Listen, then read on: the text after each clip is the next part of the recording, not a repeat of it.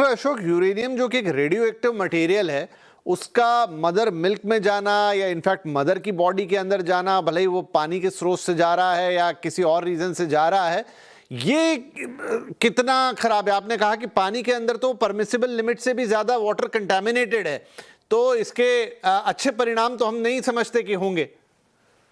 देखो, यूरेनियम एक जैसे और दूसरी हैवी मेटल्स हैं, जैसे डॉक्टर साहब ने बताया कैडमियम है, आर्सेनिक है, मर्करी है, ऐसे यूरेनियम एक हैवी मेटल है। और यूरेनियम के 230 not radio active, 235 radio active, ये जनरली ऑल अर्थ क्रस्ट के अंदर होता है।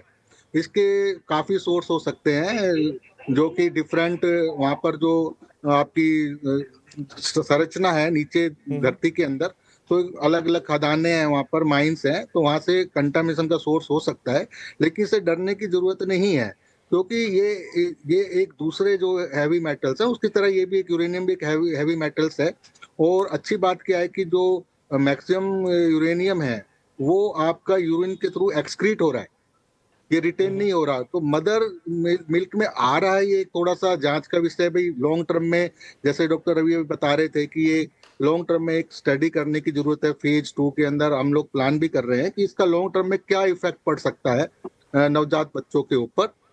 तो ये सारा फर्दर सोच नहीं, ये डॉक्टर साहब, ये बड़ा इंपॉर्टेंट सवाल है। मैं डॉक्टर मलिक को भी इसमें इन्वॉल्व करता हूं कि डॉक्टर मलिक, जो अभी डॉक्टर अशोक बता रहे हो, मैंने भी वही पढ़ा, हालांकि यू पीपल नो बेटर, कि जो ज्यादातर इस तरह के हैवी मेटल्स आ भी जाते हैं बॉडी में कंटेमिनेटेड वाटर या मे बी कंटेमिनेटेड फूड की वजह से, वो यूरिन के थ्रू, स्टूल के थ्रू निकल जाते हैं।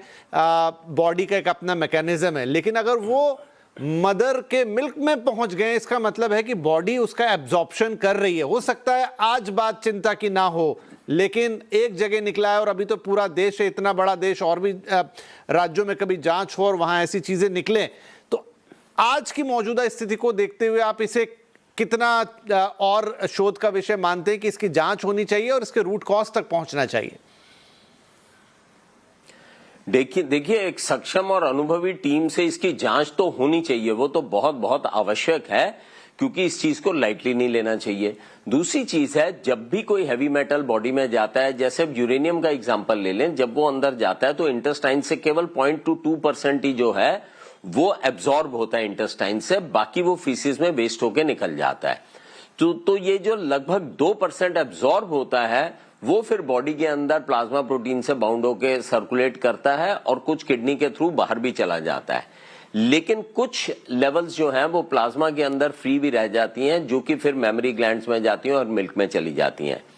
ये बात बिल्कुल ठीक है कि बॉडी में से हैवी मेटल का मिल्क में जाने की संभावना कम रहती है, क्योंकि कुछ तो एब्जॉर्ब ही नहीं होता, जो एब्जॉर्ब होता है वो किडनी से भी निकल जाता है, लेकिन फिर भी जो रेजिडुअल रह जाता है वो मिल्क में जा सकता है। तो अगर मिल्क के अंदर कोई भी इस तरह के पदार्थ का पाया जाना मिलता है तो डेफिनेटली इसका शोध होना चाहिए, बहुत गहन अध्ययन होना चाहिए। क्योंकि ये अगर एक लिमिट से ज्यादा है और कितनी मात्रा में ये आ रहा है वो भी देखना बड़ा जरूरी है। और अगर लगता है कि इसकी मात्रा ज्यादा है या डेंजरस लेवल पे है तो उसके लिए एक्शन लेना बड़ा जरूरी है। तो डेफिनेटली इसके अंदर एक प्रॉपर टीम, जिसमें कि डॉक्टर्स हों, पीडियाट्रिशियंस हों और साथ में बायोकेमिस्ट हों, ये सब जो है पूरा घोर अध्ययन करें। जब आपको तो डॉक्टर साहब, यहाँ पे एक सवाल और आता है मन में कि मान लीजिए अभी तो आपने कहा कि वो मात्रा इतनी ज्यादा नहीं निकली, WHO ने 30 माइक्रोग्राम बोला और यहाँ 5 से भी कम है, लेकिन अगर ये मात्रा धीरे धीरे बढ़ती है या जो भी लिमिट के पास पहुंचती, क्रॉस करती है, क्या इंपैक्ट हो सकता है एक बच्चे के ऊपर जो इस तरह का ब्रेस्ट मिल्क फेड करेगा जिसके अंदर इस तरह के पदार्थ हो? देखिए, किसी भी किस्म का रेडियो एक्टिव पदार्थ है या हैवी मेटल है, अगर वो बॉडी में जाता है तो उसके तो दुष्परिणाम वो कर ही सकता है। और दुष्परिणाम जो है वो पूरा स्पेक्ट्रम है दुष्परिणामों का, वो बॉडी के सारे ऑर्गन्स को भी इफेक्ट कर सकता है, खासकर किडनी, लिवर के ऊपर भी इफेक्ट कर सकता है, क्योंकि डेफिनेटली वो लिवर में भी जाएगा, वहां पे मेटाबॉलिज्म होता है, किडनी के थ्रू एक्सक्रीशन होती है, वहां पर भी वो इम्पैक्ट डाल सकता है, बॉडी के इम्यून सिस्टम के ऊपर भी इम्पैक्ट डाल सकता है। और कई बार जो है ये कार्सिनोजेनिक भी हो सकते हैं। लेकिन ये इम्पैक्ट तभी डालेंगे जब इनकी मात्रा डेफिनेटली एक डेंजरस लेवल में आएगी, एक लेवल से ज्यादा होगी। ये तो पहली चीज हो गई। दूसरा ये है कि जब भी हमारे को पता चल गया कि ये आ रहे हैं तो उनकी सोर्स डिटेक्ट करना बड़ा जरूरी है। ये तो अभी ब्रेस्ट मिल्क में हम देख रहे हैं, लेकिन हमारे को एडल्ट्स के भी देखना चाहिए कि उनके पानी में कितनी मात्रा जा रही है, क्योंकि इन चीजों की जो है वो इम्पैक्ट जो है वो लॉन्ग टर्म में आते हैं। जब हम कॉन्स्टेंटली ये चीजें हमारे अंदर जाती रहती हैं बॉडी में तो वो एक्यूमुलेट होती हैं और उनके इम्पैक्ट जो है वो लंबे टाइम पे दूरगामी इसके एडवर्स इफेक्ट हमारे को पता चलते हैं। तो समय रहते इसकी पूरी जांच होनी चाहिए, और अगर लगता है कि जांच में कोई सिग्निफिकेंट चीज नहीं आ रही है तो हमें इसकी बिल्कुल भी एडवर्स पब्लिसिटी भी नहीं करनी चाहिए, क्योंकि मां का दूध बहुत आवश्यक है बच्चों के लिए। तो मदर्स अगर घबरा के अपना दूध नहीं देंगी तो बच्चे वैसे बीमार हो जाएंगे, उनकी इम्यूनिटी लो होगी, उनको इन्फेक्शन होनी शुरू हो जाएंगी और ये सब चीजें होंगी।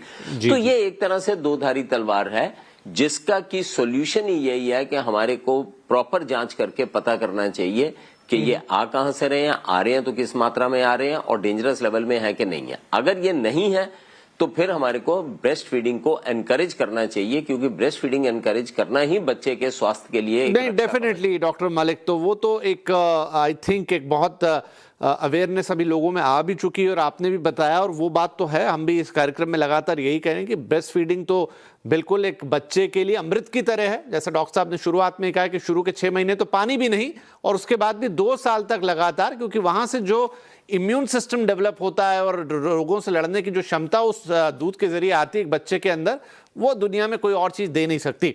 बहरहाल डॉक्टर अशोक, कोई खास कारण कि बिहार में ही ये सैंपल्स लिए गए, सर्वे किया गया? क्योंकि जहां तक सिर्फ वाटर कंटेमिनेशन की बात है तो हमारे बहुत सारे नॉर्थ इंडियन स्टेट भी हो गए, इवन दूसरे स्टेट्स भी जहां पर आजकल का खेती होती है, काफी हैवी फर्टिलाइजर्स यूज होते हैं, वहां पर भी वाटर कंटेमिनेशन की बातें आती हैं। तो कोई खास कारण कि बिहार को चुना गया?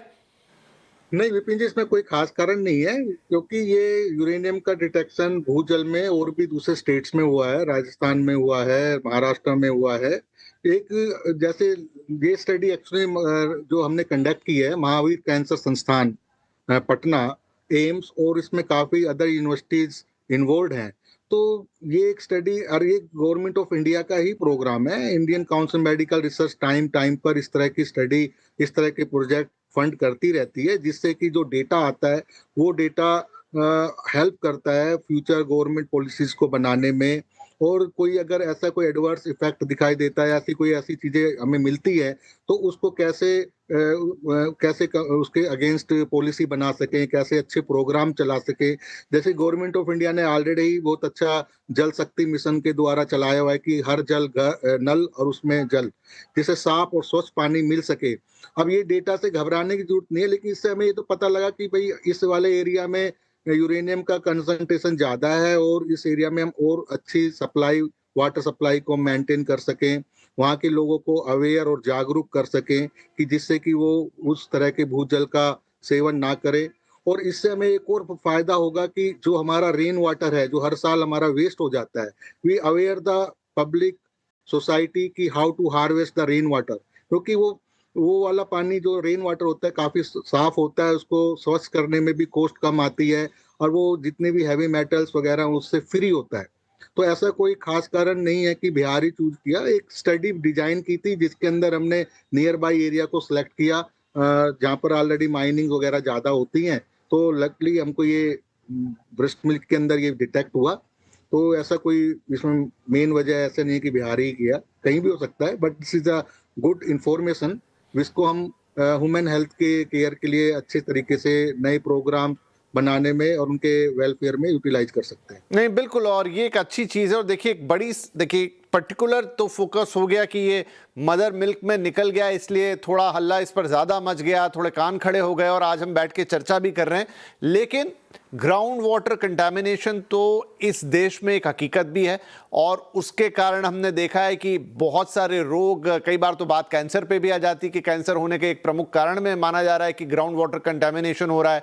बहुत सारे गांव वगैरह में जो कैंसर केसेस निकल रहे हैं उसके पीछे कहीं ना कहीं reason contaminated heavy ground water है, जिसमें केमिकल फर्टिलाइजर सब मिल रहे हैं। तो एक बड़ी समस्या की तरफ भी ये इशारा करता है। छोटा ब्रेक लेंगे और ब्रेक के बाद थोड़ा उस स्पेक्ट्रम को वाइड करके देखेंगे कि ये एक समस्या बहुत बड़ी है और समय रहते इस पर काम करना जरूरी है। अच्छी बात है कि ये सर्वे हुआ ताकि बात सामने आई और आगे इस पे काम जरूरी है ताकि पूरे देश को भी, चाहे बच्चे हों, चाहे माताएं हों, चाहे ओवरऑल पॉपुलेशन हो, कंटामिनेटेड ग्राउंड वाटर और उसके इम्पैक्ट से बचाया जा सके। एक छोटा ब्रेक के बाद चर्चा जारी रखेंगे।